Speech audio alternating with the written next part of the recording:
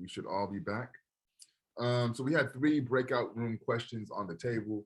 1, how does Van Sertima articulate his thesis? 2, why is the cultural confluence between the African peoples and the indigenous peoples of the America of importance? And then 3, how does this reading problematize normative understandings of race relations between the Black and Brown community? Who would like to share? I can go. Nicole. I thought the way that he articulated his thesis was really cool because he used words that came from mixing both of the Mandingo and like Mayan cultures, and then used like the werewolf god, sorry, the like idols and deities that they had. I liked how he used that as like a way to begin each topic, or so he used kind of like that new language and that they came up with. Sure. For the second question,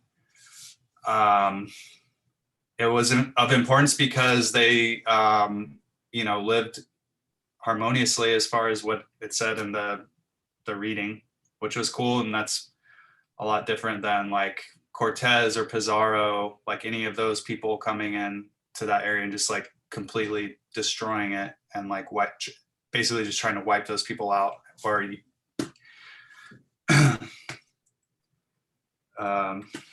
and they created new stuff and learned from each other and gave to each other. And then for the third part, yeah, I mean, the narrative now comes from those both Black and Brown people being oppressed and having to compete for limited resources. And, violence can ensue from those things. And, they shouldn't, there's more than enough for everyone to go around, so it shouldn't be that way. So all you hear about is like violence between those people, or it used to be that way more. I feel like in the early 90s and the 80s and stuff, you heard more about that. But this was, they learned from each other. Thank you, Cole. Spot on interpretation. Who else would like to share? Let's get 2 more and we'll move on to my notes. So in my group, we kind of talked a lot about, so I mean, the first question, it was kind of surprising because it was more like a narrative, at least I thought, like, than more just like factual. You could kind of like see and like feel, how that it was actually something that happened. I thought that was cool. For number 2, like, especially in my group, Antonia made a great point that like she was talking about how there was like exchange, and we saw, there was also exchange between Europeans and, Black and Native people, but it was a completely different kind of exchange. One was forced cultural exchange, and the other, people could willingly chose to give and take positive things.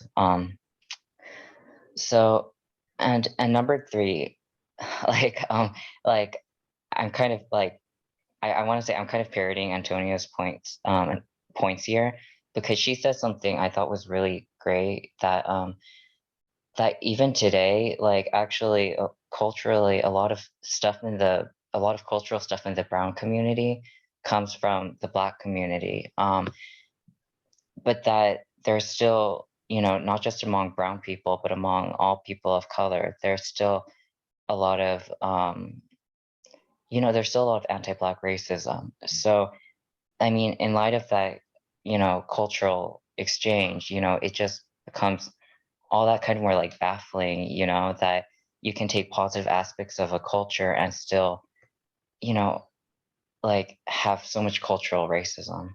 Yeah. Very, very good call out, Lee, and Antonia. but it's also very nuanced.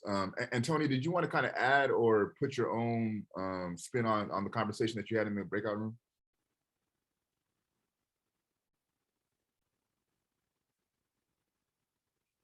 Oh, she mentioned she was in the library, so it's Okay. hard for her to talk right now. Thank you, Han. Let me read the chat real quick. All good, Antonia, thank you. So it says so Michael put in his breakout room, they talked the first question saying how Van Sertima thoroughly went through examples of the integration of their culture, specifically with language, habits, and clothing. There was a genuine two-way curiosity between both groups with no forced hostility compared to when Columbus was the quote unquote first that explored the Americas. Yeah, and I think you all are kind of picking up on this idea that it was a mutual exchange, right? And it wasn't a forced exchange. I think that's very important, right? So I'm glad you all were able to pick up on that. So I'm gonna jump into my notes. While I get myself situated, did anyone think about, while reading this text, last week's reading, The Destruction of Black Civilization? Did that come to anyone's head while reading this? Sorry.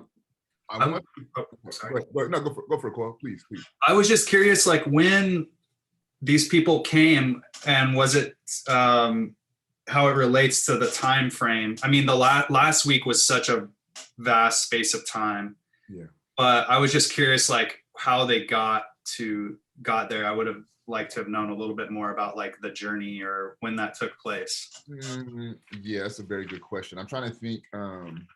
Because in the first chapter, which is titled The Secret Roots from Guyana, it kind of more so talks about those time frames. And really what the first chapter is about is like there's these currents that go from West Africa that would directly place you to the Americas. And he's talking about, like, in this part, like the 13th century. So you're looking at the 1400s and with that whereabouts, really. And he's talking about the events leading up to Columbus going out to make his discovery, quote unquote. So that's kind of where he situates the beginning of the book as far as the time frame. If you're curious, Cole, I can send you the first chapter of the text kind of to help you answer that question. Also, on another note, I want to send you, there's a book called The Discourse on Colonialism, written by Amy Césaire. And really what you said about the modern world, or how do you say it? You said advancement in the modern world is destruction. If I'm paraphrasing what you were saying a couple of weeks back.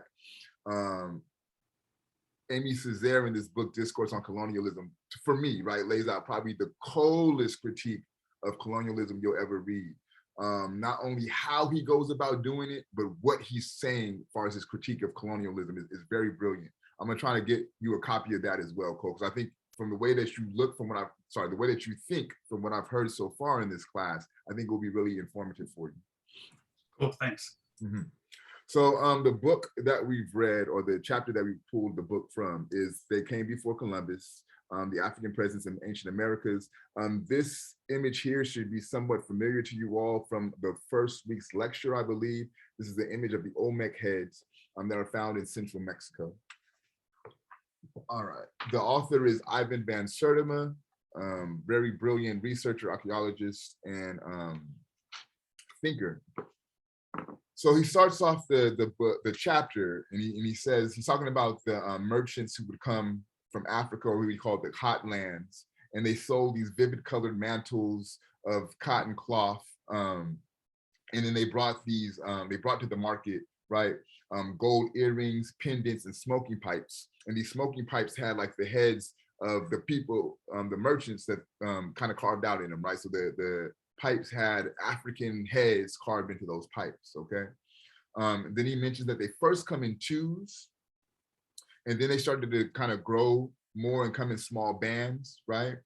And then some of the luxuries that they offered in the marketplace had been enjoyed almost exclusively by the nobility in the area, right? By the noblemen, the kings of Mexico, right? But they were making these things that were meant specifically for the nobility, available to the masses, because they were bringing them into the marketplace. It says that these strangers had, in their passage to Mexico from some settlement in the south, picked up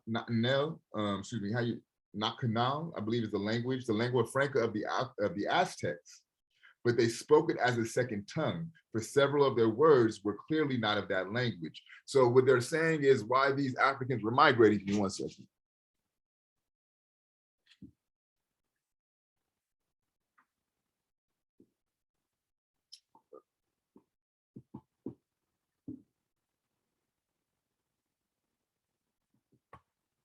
Anyway, so while these Africans are migrating, they're picking up the languages of the people who they're coming in contact with, right? And they're able to adopt the Aztec language, but they knew by their usage of the Aztec language that that's their second language, because they would integrate their native language into that Aztec language, right?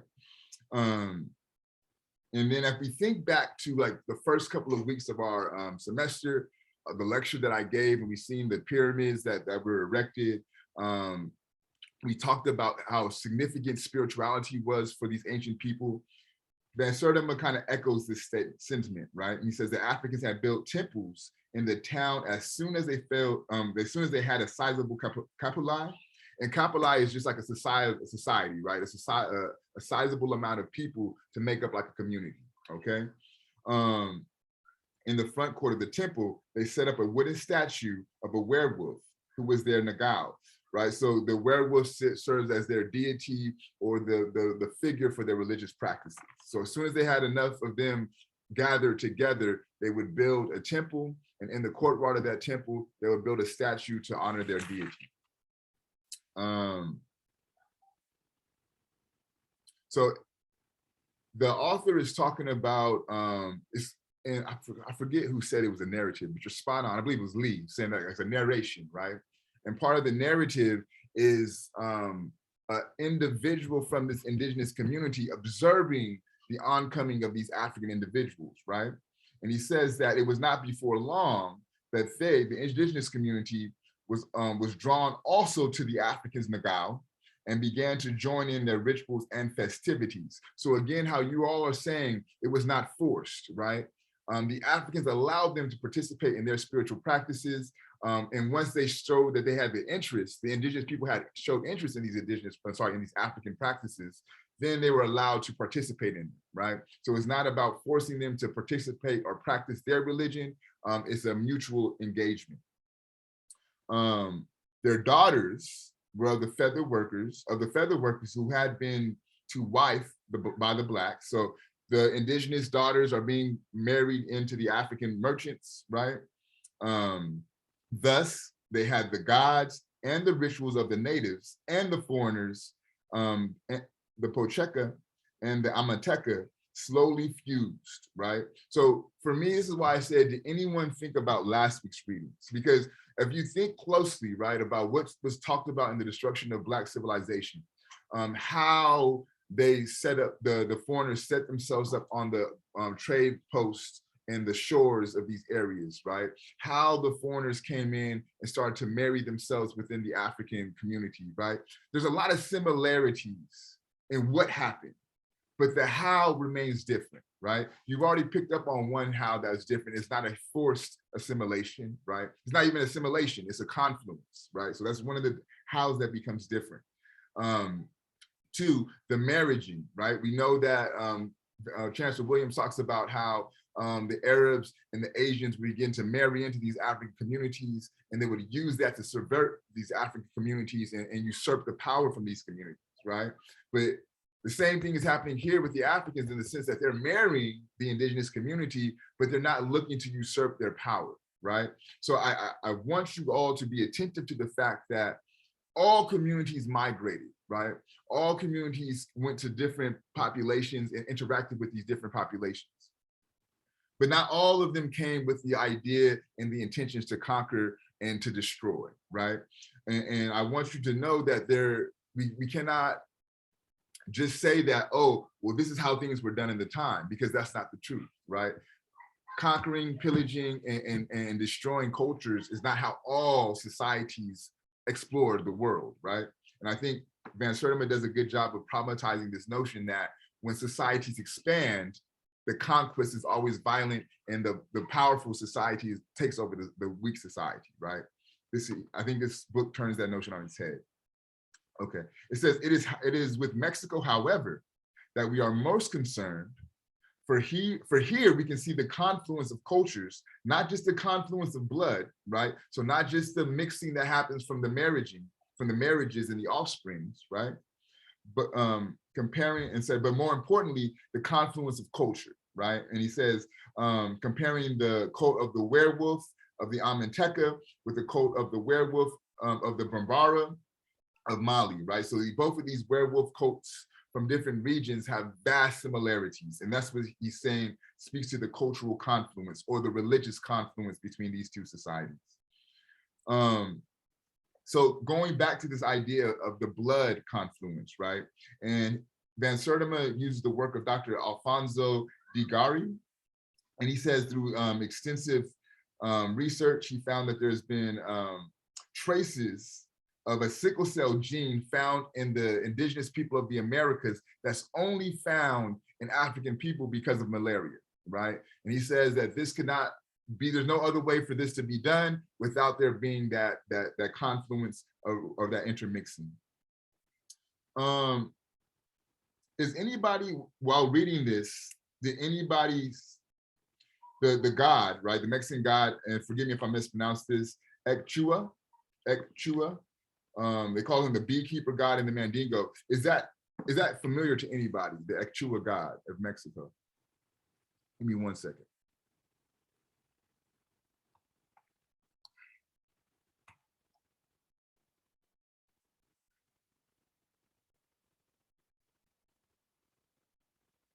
Just want to show you all an image of this.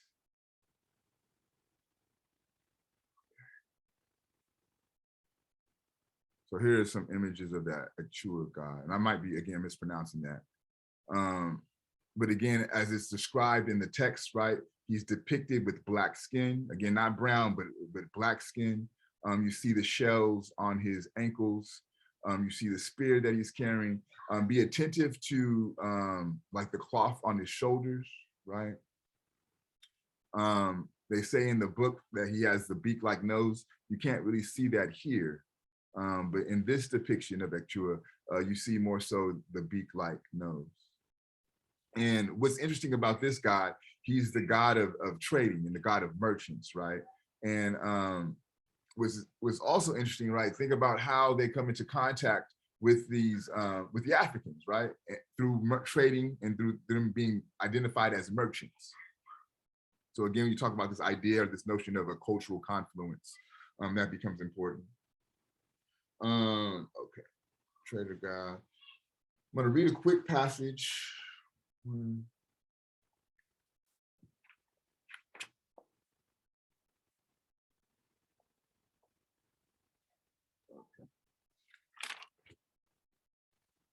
So I'm looking at the middle of page 101, the second paragraph. It says the relationship may now be seen very clearly between the Amanteca of Mexico and the Amantigi of Mali. The worship of the werewolf totem, or Negro, underwent very few changes, indeed in its transplantation from Mali to Mexico. As in all transplantations, local fauna and materials were simply replaced by the originals. The hyena became the coyote, the stick knob with the sheep's horn became the stick knob with black stones. The bright tropical birds of Africa had their feathers matched by the rich plumes of the South American Quetzalcoatl bird.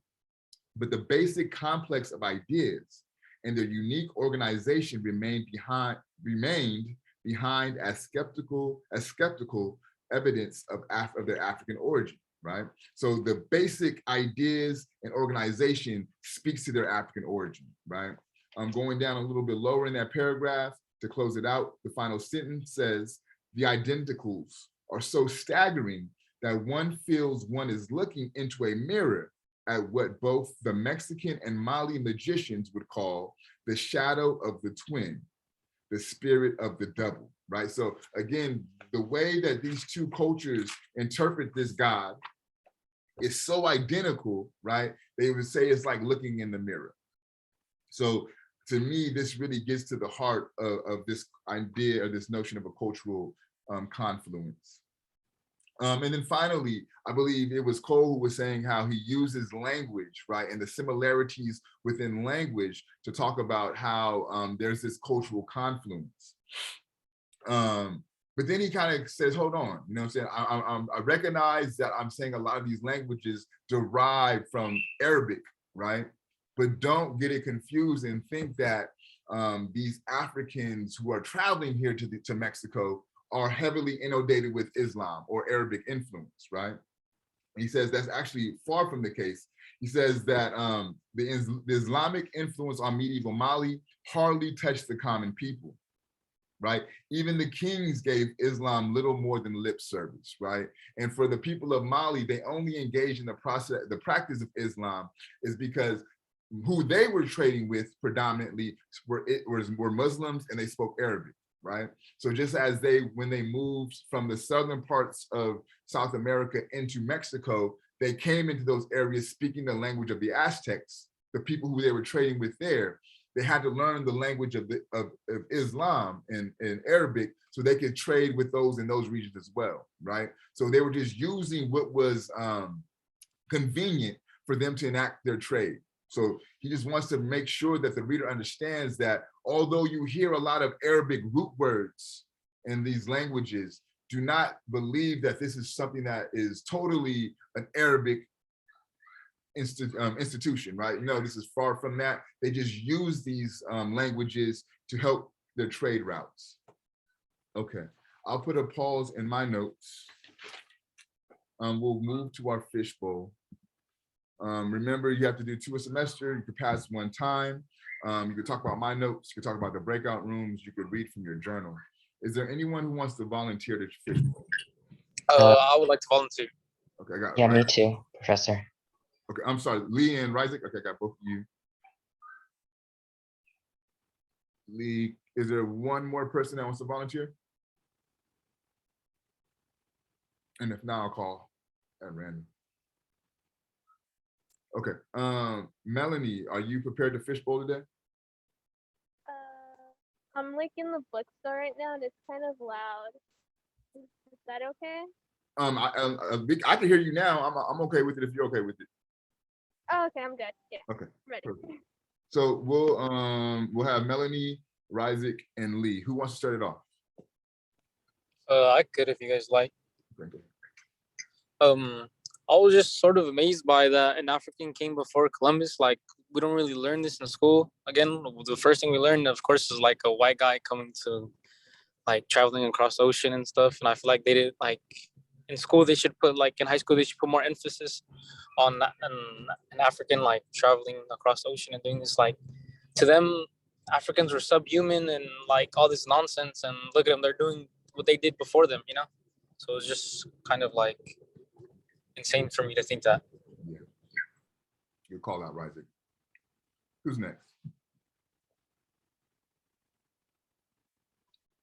I'll go. Okay. Okay. So while reading, they came before Columbus. What was interesting was about how people native to Mexico saw or viewed African Americans, such as stated in page 93, how many years have passed since the days of the Quanpituxak, in whose reign the Patea from the hot land have come, some of whom had skins as black as the sheen of an ocelot. It was fascinating how many goods and words came from African Americans, such as their colorful garments, golden pendants, smoking pipes. It's fascinating how there's a big impact in cultures and how Mexican and African cultures show many similarities, even in the language. Thank you, Melanie. I kind of wanted to talk about something that Rizak said. I'm sorry if I didn't say that right. He talked about how this isn't really something that we're exposed to in history classes. And I think since, all students get the same education, like, even if you're even if you're black or brown, so there's a lot of ignorance that this other version of history exists. And I was thinking about question 3 and how a lot of you know like how a lot of like black and brown relations can be really negative today. And I feel like part of that stems from not understanding that there's this history, that there's this other way of being, that like there's this other narrative that you can follow. It doesn't have to be one of competition or one framed in a Eurocentric way. Yeah, thank you, Lee. I kind of want to stay with Lee's comments for a minute, and as it pertains, how he pertains and relates it to the third question posed in the breakout rooms. And what I'm gleaning from Lee is that a large part of the tension between Black and Brown communities is due to a lack of historical contextualization, right? We don't know the history of how these two communities work together to produce culture, right? Even from a political standpoint, you look at like the Black Panther Party for self-defense, right? It was those type of vanguard moves made by African people that would lead to things like the Brown Berets, right? Where you see these indigenous communities emulating the means that the Black community uses to get themselves free. And then in turn, right, the Black community would support the efforts of the Brown Berets, or the Black Panthers would support the efforts of the Brown Berets. This is how that phenomenon played out on the West Coast. On the East Coast, it was the same phenomenon. Instead of it being the Brown Berets, you had like groups like the Latin Kings in Chicago. And I believe they may have even been the same Latin Kings. They may have been called themselves the Puerto Rican Kings in New York, right? But it's the same type of phenomenon to where they're emulating out of respect what they see the Black community doing to advocate for themselves. And due to this emulation, right, the Black community are partnering with them and allowing, and they're working together to kind of solve the issues of oppression. For those who've seen the film Judas and the Black Messiah, that's really what made Fred Hampton so dangerous, because he was able to organize not only the Black community, but the indigenous community of those areas and the white community of those areas that were suffering economic oppression, right? So when you start to get these three groups together, it becomes very dangerous for those who are in power, because no longer can you use this competition that race sets in place, right?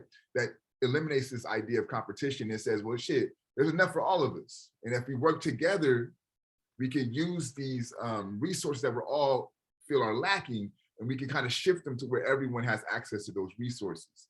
So this becomes very important.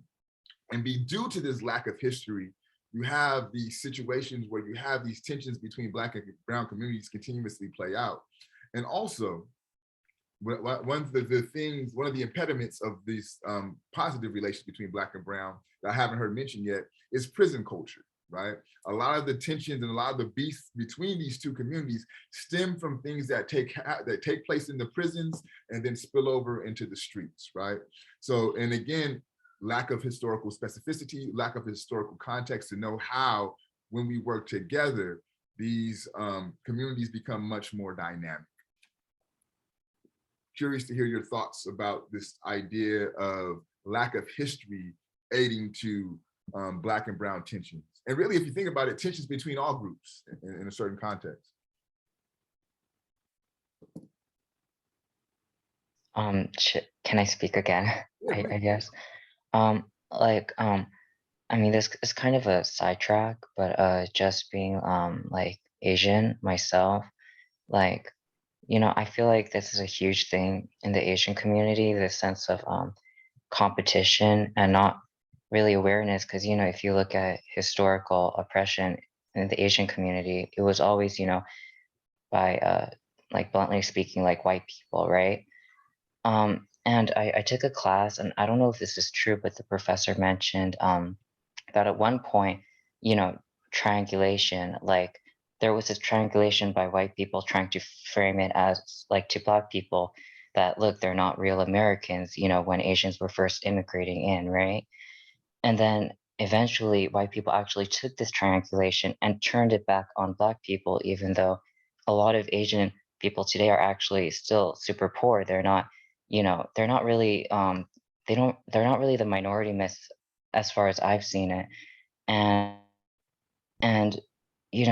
something I talked about in group chat was it was really shocking to see a lot of you know the Harvard thing, and then Asian people turning out to protest for a Asian cop who who killed a black person. And because the the black community is not at all what is oppressing the Asian community, but as long as there's this perception that that's what's happening, they're taking away our spots, then all the attention will be directed in that area, instead of like, what about white legacy graduates who are coming in, and like it's or white women taking the majority of like of these age spots in colleges.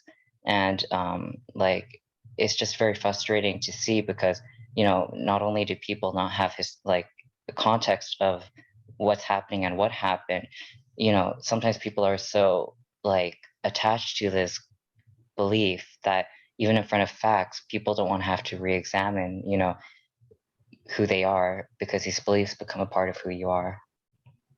Lee, you brought up something for me, right? And I think this is another thing that traps up the Asian community as it concerns dealing with and handling power, right? Has anyone heard of the term model minority? Cole, can you kind of speak to what the model minority is?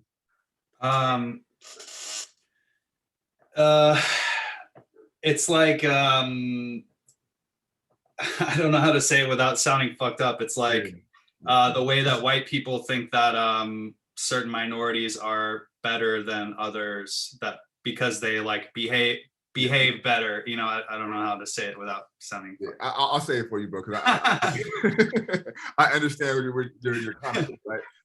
So yeah, to put it bluntly, right? It's well, I'll do it this way, right? I'll do it this way. I think it's a softer way to go about it. There's this old adage in the Black community, right? If you white, you all right. If you yellow, you mellow. If you brown, you down. If you Black, get back, right? And this is how Black folks used to articulate the racial hierarchy, okay? Of course, whites at the top of the totem pole, yellows are Asians following behind them, browns are indigenous people behind them, and then Black folks at the bottom, right? So this idea of a model minority is typically placed on the Asian community. And why the power group, the dominant group of this totem pole, places the Asian group in this model minority persona, if you will, is because they feel, by and large, right, you don't see Asians out in the street protesting when things go on. They're very quiet about how they deal with their oppression. They're very willing to assimilate into Americanism, right? They're good with their finances. So it's the idea that within a parameter of respectability politics, for the rest of you minority groups, right? If you're gonna do it like the Asians do it. This is the model way to be a minority in this country, right? Keep your head low, you work, you don't cause up any fuss, you assimilate to Americanism, which means you're gonna leave behind all of your cultural specificity, right? And become essentially as close to whiteness as you can, right? This is this idea of this concept of model minority. And I say that this also traps up the Asian communities, because if you buy into this concept, right, you feel as if these other groups aren't performing their minority position the way that it should, right? And also, to me, more importantly, it allows you to be comfortable with your systems of oppression, right?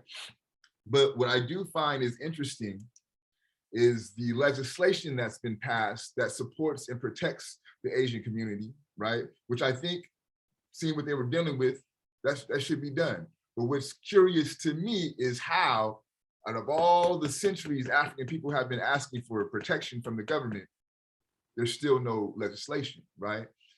And I'm not saying this to get into this idea of oppression Olympics, but what I'm saying is maybe this idea of model minority allows for legislation like anti-Asian hates to be placed on the books when things like legislation that Black Lives Matter is advocating for doesn't get a serious consideration, right? So this is this notion, or this is the idea of model minority. And for me, this is how it leads to this continued competition for seemingly, and I'm gonna put emphasis on seemingly limited resources. What do y'all think about this idea of model minority?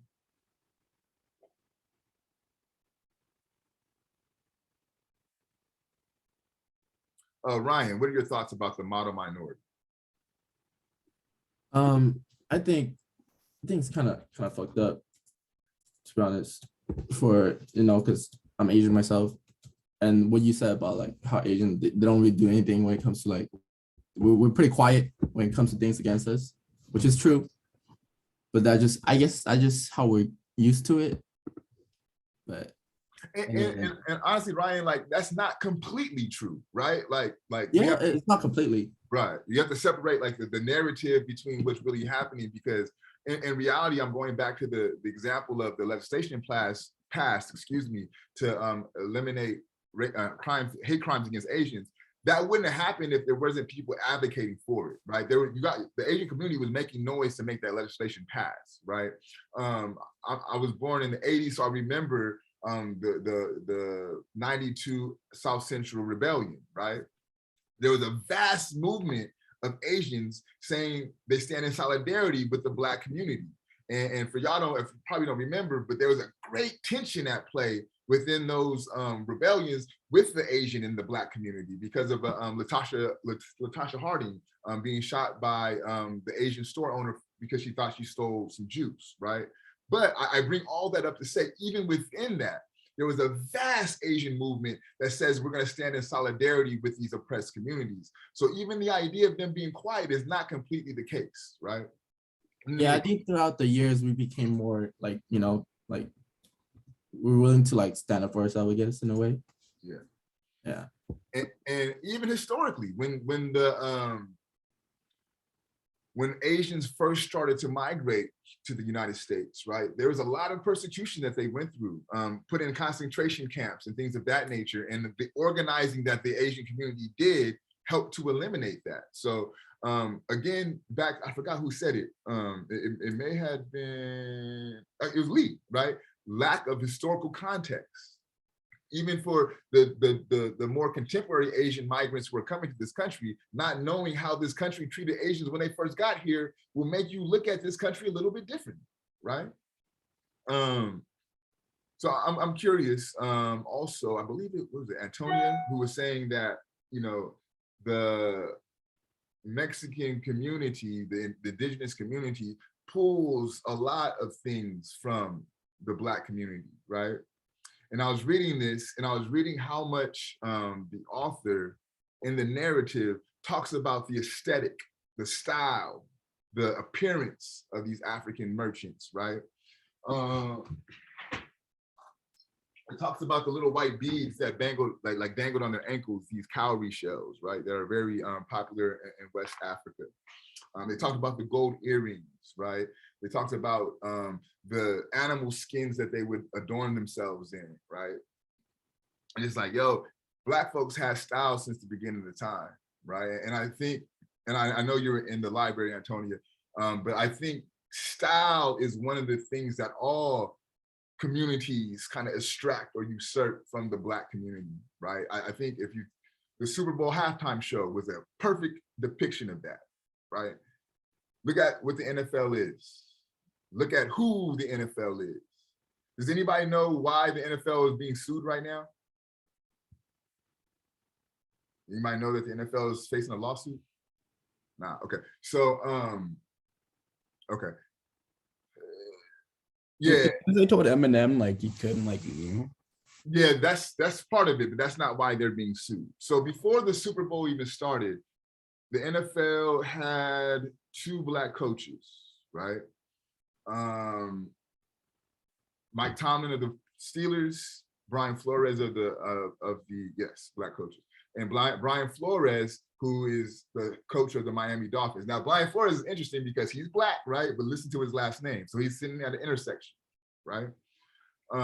Brian Flores is fired. The NFL has what's called the Rooney Rule, which is named after, I I believe it's Walter Rooney, who, no, it's not Walter Rooney, that's a thinker. Anyway, Rooney Rule is named after the former owner of the Pittsburgh Steelers. The Rooney Rule says that you must interview at least one minority candidate before you make your decision on who you will hire, okay? So now Brian Flores is fired, so he's looking for another head coaching position. He has interviews set up with 3 separate teams. Remember the Rooney Rule. You have to interview a black candidate or a quote unquote minority candidate before you make your decision. He has an interview set up with the Texans, the Giants, and one other team I forget. Bill Belichick, which is probably the most well-recognized head coach in the NFL, sends him a text. Congratulations on your new job. He's like, yo, I didn't even interview with the Giants. That's coming up in a couple of days. He's like, nah, well, I heard from the grapevine, they're gonna hire you. He's like, yo, you sure, coach? This is Brian Flores, right? Oh shit, I fucked up, wrong Brian. So the Giants, who Brian Flores will be interviewing with, let's just say on Friday, right? Receives a message, hold on, what's up? Wait, I'm in class, just wait. He receives a message from another coach saying that you've been hired, right? So what this means implicitly is that the Giants had already made the decision on who they're hiring before Brian Flores has been brought into the office to be interviewed, right? Rooney Rule violation. So now Brian Flores is going to file a class action lawsuit against the NFL for discriminatory hiring practices, right? So this is all circling leading up to the NFL. I'm sorry, leading up to the Super Bowl, okay? Now, if y'all know the NFL, you know it has been in hot water because of its racist practices, particularly its anti-black practices. So we get to a California Super Bowl, California teams in the Super Bowl, we need to have a halftime show. For those who don't know, who runs the halftime show is Rock Nation, which is formerly ran by Jay-Z, right? So we have this very beautiful, ethnic looking, aesthetically pleasing halftime show, right? The aesthetic, the look, we can use that, come entertain us, but we won't put you in positions of power, right? So this kind of, for me, speaks to what Antonia is saying in the sense of, yeah, there's aspects of Blackness that we're comfortable with that we could use that becomes, you know, it's cool, right? But I don't want to deal with all of that comes with Blackness. So yeah, you could come and perform, but don't talk about the politics of Colin Kaepernick. No, you can't kneel. No, you can't wear a blue rag out of your pocket when you're performing Snoop. No, you can't say we hate Popo in your song, Kendrick. No, you can't say fuck the police, Dre, in your song. You have to do this in a way that makes us all feel comfortable, right? So another way of saying, quite colloquially, right, they want our rhythm, but not our blues. And this is the type of anti-Blackness that is manifested in all communities that aren't Black, right? And this is why the history of these cultural confluences becomes important, because it lets you look at these groups a little bit different. And it lets you realize that you don't have to conquer, right? You can come together in harmony and respect one another, right? So this becomes vastly important. Let me show you all, is there any other questions, comments, or concerns? I was gonna say, it's interesting that it's Bill Belichick that sent that text to the coach from the whitest team. Yeah. That makes it kind of creepy, like some like secret society. Well, it's not a secret, but you know what I mean? Just like, hey, good job, brother. You know, like, that's pretty weird. Yeah, I thought so too. And at first I was like, yo, why is he airing out these text messages? You know, like what's the relevance of that? And that's why I kind of reading deeply. I'm like, boom, it's the Rooney Rule. They've already hired him without even the Black coach getting a real shot, you know? And you're right, Cole, it's kind of auspicious coming from the Patriots, right? The whitest team, the team that's known for cheating, right? Yeah, so I hear you, I hear you. Any other last minute comments or questions? Okay, I'm gonna show you all what the reading is for next week and we'll call it a day.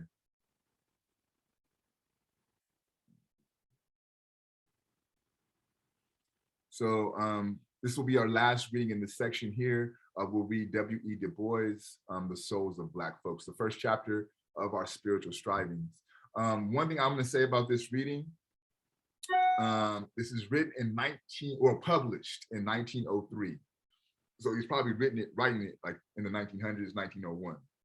It sounds like it's written in that time. So don't get caught up in the language. It's very wordy. It's very, really robust language. Don't get caught up in that.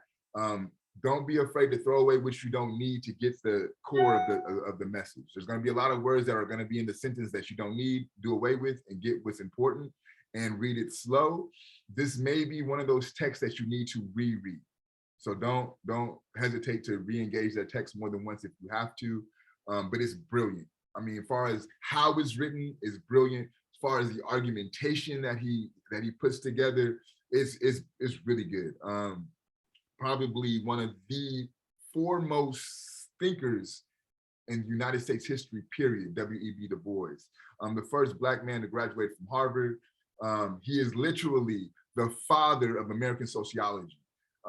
He went to the Frankfurt School in Germany, and he was in class with Weber. He was in class with Marx. So those are his contemporaries, right? And he brought this thinking of how to understand a society back to the United States. And he did a sociological experiment in Philadelphia and produces the book called The Philadelphia Negro, which is the first documented sociological experiment done here in the United States. So we'll get into some Du Bois next week.